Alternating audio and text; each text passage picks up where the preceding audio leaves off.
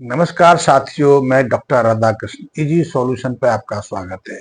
सबसे पहले तो आपसे अनुरोध है कि आप मेरे चैनल को सब्सक्राइब भी कर लें, मेरे बेल आइकन को प्रेस कर लें और आपके मन में कोई जिज्ञासा है, कोई किसी बात की जानकारी चाहिए तो निसंकोच मेरे मैसेज बॉक्स में कमेंट कर सकते हैं। चाहे तो अपना फ़ोन नंबर भी ले सकते हैं।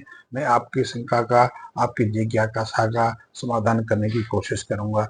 अब मेरे मित्रों को एक सूचना है कि यदि आप साग सब्जी साग सब्जी में रुचि लेते हैं, फसलों का उत्पादन करते हैं, चाहे वो किसी भी तरह की फसल हो, या फिर आप बागवानी करते हैं, आम, अमरूद, लीची, अनार, संतरा, मौसम्बी या किसी और फल की खेती करते हैं, या फिर जो साग सब्जियों की बात करें तो साग सब्जियों में आप बैंगन, टमाटर, भिंडी, मिर्च, करेला, लौकी, तुरई, जो जितनी भी साग सब्जियां उनका उत्पादन करते हैं, लेकिन उनकी उत्पादनता को लेकर, उनकी उपज को लेकर आप चिंतित हैं। आप भरपूर प्रयास करने के बावजूद भी अपने लक्ष्य को, अपने उस उत्पादनता को प्राप्त नहीं कर पाते, या फिर आपके ये साग सब्जियों के जो पेड़ हैं या फलों के पेड़ हैं, वो कुछ समय तो फल देते हैं, थोड़े बहुत तो फल देते हैं, फिर उनके पास साग सब्जियां लगना बंद हो जाती है, या फल आने बंद हो जाते हैं, या फल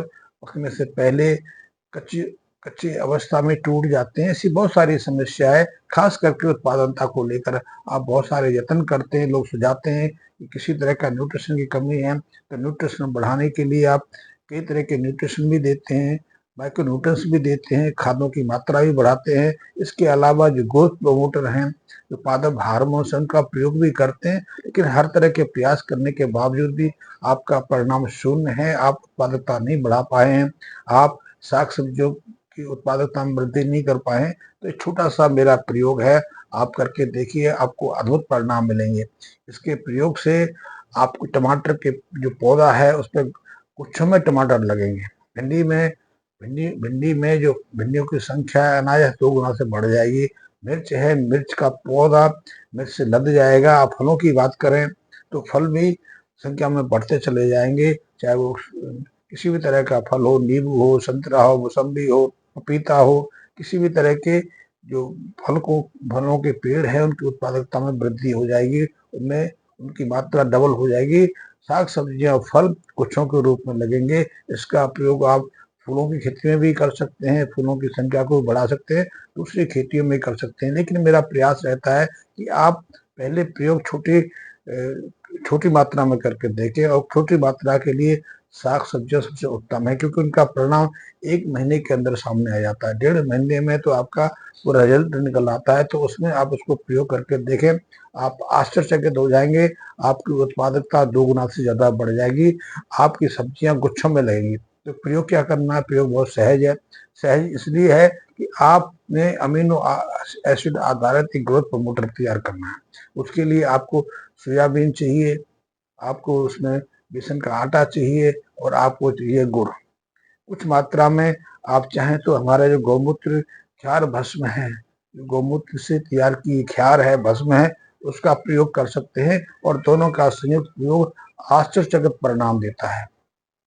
आपने बनाना कैसा है? बनाने की सबसे महत्वपूर्ण प्रक्रिया ये है कि सबसे पहले आप 1 किलो के आसपास सोयाबीन की दाल ले लीजिए। वही सोयाबीन की दाल से हम खाने में प्रयोग में लाते हैं, तो उसका प्रयोग कर लीजिए। उसे 24 घंटे के आसपास पानी में उसको भिगो के उसको भिगो लीजिए, ताकि उसका छिलका उतर जाए। उसके बाद उसको किसी मिक्सी में डाल के या किसी भी तरह से उसको पीस कर उसके पेस्ट बना लीजिए। आजकल वो सोयाबीन पिसी हुई पिट्ठी का प्रयोग तो हम दूध बनाने में भी कर रहे हैं, क्योंकि इसके माध्यम से हम दूध बना के दही, छाछ का भी प्रयोग कर सकते हैं, जैसा कि आजकल बाजार में चल रहा है। बाजार में काफी मात्रा में दूध जो है सोयाबीन आधारित तैयार हो रहा है, उसका प्रयोग भी कर सकते हैं। यद्यपि इसका स्वाद वास्तविक दूध से थोड़ा अलग रहता है, क्योंकि बहुत सारे लोगों को इसमें भिन्नता नजर नहीं आती। तो उसी सोयाबीन से आप इस अमीनो एसिड ग्रोथ प्रमोटर तैयार करेंगे। तो आपने 1 किलो सोयाबीन की पिट्ठी तैयार कर ली, पीस के उसकी पेस्ट तैयार कर ली। उसको आप 5 लीटर का एक ड्रम लेके, चाहे प्लास्टिक का हो या कांच का हो, 5-6 लीटर के आसपास में पानी भर के 1 किलो सोयाबीन की पिट्ठी को उसमें डाल दें। फिर उसमें डालें आधा किलो के आसपास बेसन। क्योंकि कार्बोहाइड्रेट का अच्छा स्रोत है, उसमें बहुत सारे दूसरे मिनरल्स भी रहते हैं, कुछ दूसरे प्रोटीन आधारित पदार्थ भी रहते हैं, तो उसको मिश्रण मिला देना है, अच्छे से मिक्स कर लेना है। फिर उसमें डालना है 1 किलो के आसपास गुड़। गुड़ बहुत महत्वपूर्ण है फर्मेंटेशन के लिए, किण्वन क्रिया के लिए बहुत महत्वपूर्ण है। गुड़ में बहुत सारे बैक्टीरियाज भी रहते हैं, बहुत सारे एंजाइम्स भी रहते हैं। जब आप इन तीनों को मिलाते हैं तो फर्मेंटेशन की क्रिया शुरू हो जाती है। तो आपको इन तीनों को मिलाकर उस बर्तन को छायादार स्थान पर स्थापित कर देना है और 7 दिन तक उसको उसी ठंडे जो अंधकारपूर्ण स्थान पर रखना है। धूप से बचा के रखना है कि अधिक तापमान में फर्मेंटेशन की क्रिया प्रभावित हो जाती है। जीवाणु की जो जो विभाजन जो करने की वृद्धि करने की जो गति है रुक जाती है। तो इसको 20 डिग्री से नीचे तापमान में रखेंगे तो इसका परिणाम आपको बहुत अद्भुत मिलेगा। तो आपने ये तैयार कर लें तो 7 दिन के बाद आपका ये ग्रोथ प्रमोटर तैयार हो जाएगा। इसमें सोयाबीन के सारे अंश आ जाएंगे, गुड़ के और बेसन के सारे अंश आ जाएंगे। सोयाबीन क्योंकि प्रोटीन का बहुत अद्भुत स्रोत है। सोयाबीन में 45% के आसपास फैट भी रहती है, तो ये फैट का भी अद्भुत स्रोत है। इसीलिए सोयाबीन का तेल आजकल बहुत प्रयोग हो रहा है। साथ ही सोयाबीन की जो बढ़िया हैं उनका प्रयोग हो रहा है क्योंकि प्रोटीन का स्रोत माना जा रहा है। तो प्रोटीन को जब हम फर्मेंटेशन क्रिया से गुजारते हैं तो प्रोटीन अपने सूक्ष्म अंश में विभाजित होता है, अपने अमीनो एसिड में विभाजित हुआ है। 22 प्रकार के अमीनो एसिड बहुत महत्वपूर्ण हैं। हमें भी मानव स्वास्थ्य के लिए भी उन अमीनो एसिड की जरूरत होती है। इसलिए हमको भी अपनी बॉडी ग्रोथ के लिए, अपने विकास के लिए, स्वस्थ रखने के लिए, खून, मांस, मज्जा, अस्थियों के विकास के लिए, उनके शारीरिक विकास के लिए प्रोटीन की बहुत आवश्यकता रहती है। प्रोटीन की नहीं, अमीनो एसिड की बहुत आवश्यकता रहती है। इन्हीं अमीनो एसिड से हमारे प्रोटीन का निर्माण होता है, जिससे मांस, मज्जा, खून आदि का निर्मित होता है। यही अमीनो एसिड फलों के लिए, वनस्पतियों के लिए, पेड़ पौधों के लिए बहुत आवश्यक है। इन्हीं से फलों का विकास भी होता है, फलों की संख्या भी बढ़ती है और उत्पादनता भी बढ़ता है। तो ये अमीनो एसिड बहुत महत्वपूर्ण है। अमीनो एसिड से जो अनुवांशिक संरचनाएं, जो जो क्रोमोसोम्स हैं, जो जीन्स हैं, उनका भी निर्माण होता है। इन्हीं अमीनो एसिड का प्रयोग एंजाइम के उत्पादनता में जो और तरह के जो रसायन है, जैव रसायन है, उनके निर्माण में भी काम आता है। तो आपने पहले एक अमीनो आधारित ये ग्रोथ प्रमोटर तैयार कर लेना है। 5 लीटर का आपने तैयार कर लिया, जिसके लिए आपको 1 किलो के आसपास सोयाबीन की जरूरत पड़ती है, आधा किलो बेसन के आटे की जरूरत पड़ती है और 1 किलो के आसपास आपको गुड़ की जरूरत पड़ती है। गुड़ किसी भी तरह का हो सकता है, पुराना हो तो बहुत अच्छा है। तो 7-8 दिन में आपका ये ग्रोथ प्रमोटर तैयार हो जाएगा। जब ग्रोथ प्रमोटर तैयार हो जाए, प्रयोग करने से पहले चाहो तो इसमें एक चीज और मिला सकते हैं, वो बहुत अद्भुत है। वो है जो गौमूत्र क्षार भस्म। गौमूत्र से तैयार किया हुआ हमारा ये जो ये गौ भस्म क्षार, ये बहुत अद्भुत है। इसका 50-60 ग्राम की मात्रा को आप 2.5 ml के आसपास गन्ने का जूस ले लें। वही गन्ने का जूस जिसे हम अपने पीने के लिए शीतल पेय के रूप में करते हैं, तो उसमें अच्छे से मिला के इसमें मिश्रित कर लें।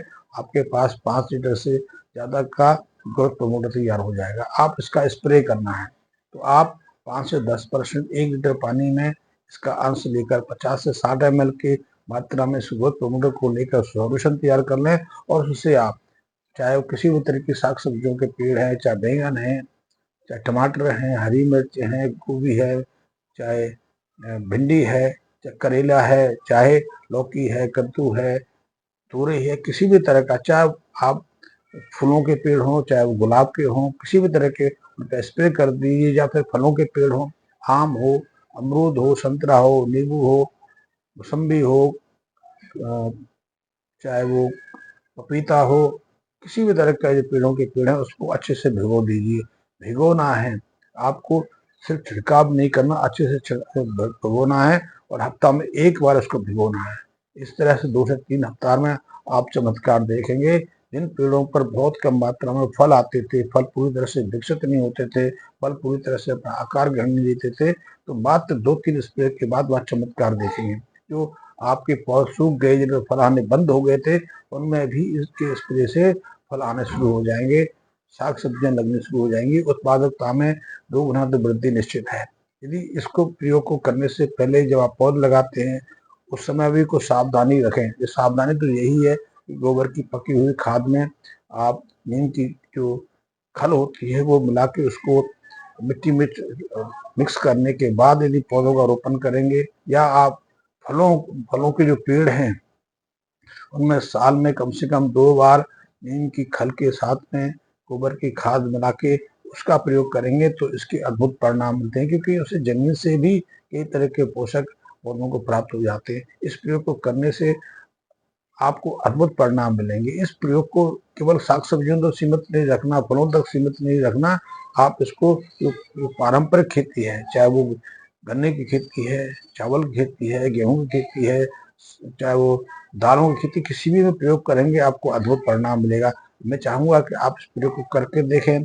अपने परिणाम से आपने जो रिजल्ट लिया है उससे मुझे सूचित अवश्य करें, क्योंकि मैं आप जैसे मित्रों जो वैज्ञानिक सोच रखते हैं, जो कुछ करना चाहते हैं, जो बढ़ना चाहते हैं, इनके अंदर नई सोच को परीक्षण करने की अद्भुत क्षमता है, ऐसे मित्रों को से मैं बहुत प्रभावित होता हूँ। तो आप स्वयं इसको करके देखिए, आप अपने परिणाम से मुझे सूचित करेंगे। धन्यवाद मित्रों।